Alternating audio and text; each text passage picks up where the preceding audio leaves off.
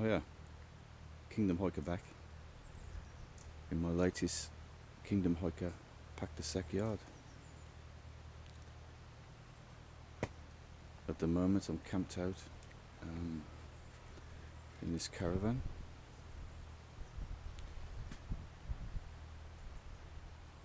In a field on the edge of this tree line.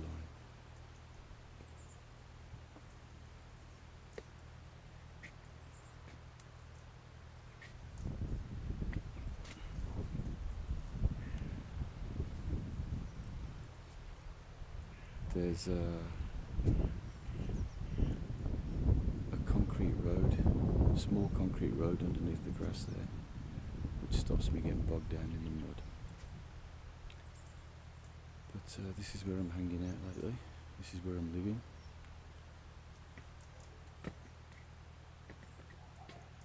Some pine trees, rhododendron, cherry tree.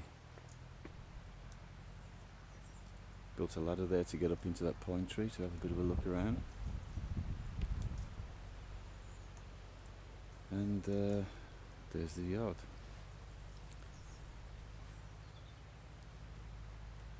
Gets a bit muddy around here, so I've got these slats down so I don't keep trapping too much mud into my caravan.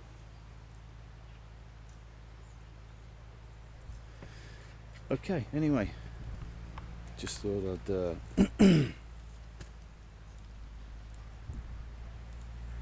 give you a tip about fire. Got a piece of wood drying out there on the fire. There's my bench.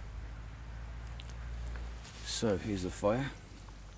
Got the fire going this morning to warm me up because it was a cold, misty night. Got the fire to warm me up.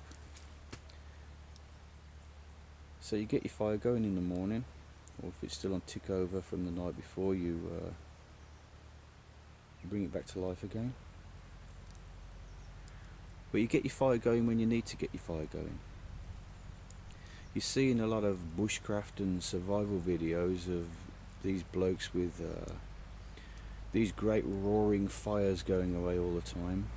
Well, if you keep a fire roaring all the time, then you are certainly going to run out of fuel within your area very quickly. And you'll use up all the fuel that is around you first, and then you'll have to start going further and further and further and further and further to get fuel for your fire. So you don't have to have these great rip snorting fires going all the time. What you do is you put your fire on tick over. You get a few chunky bits of wood and just let the fire tick over underneath them or around them. Get a couple of chunky pieces of wood together and they'll keep each other going. And keep the fire on tick over. When your chunky bits of wood burn down, put another couple of chunky bits of wood on. But like I said, if you continue to have rip snorting big massive fires all day and all night, you're soon going to run out of fuel in your area,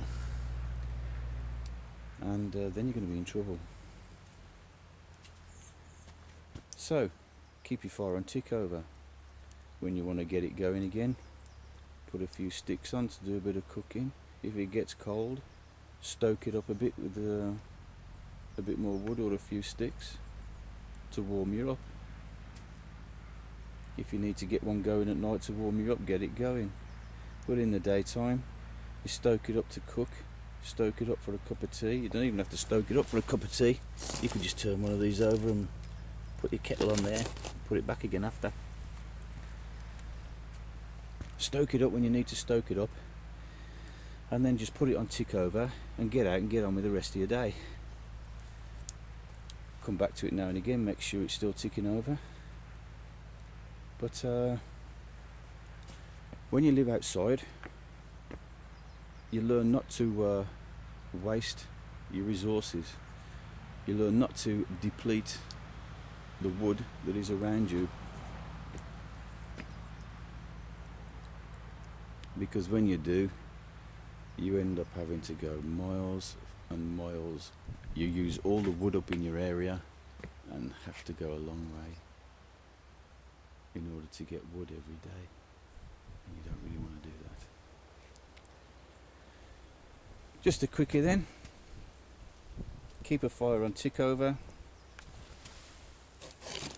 until you need it. Okay, pack the sack out. Still here, still doing my stuff, fighting an incredibly vicious spiritual battle at the moment,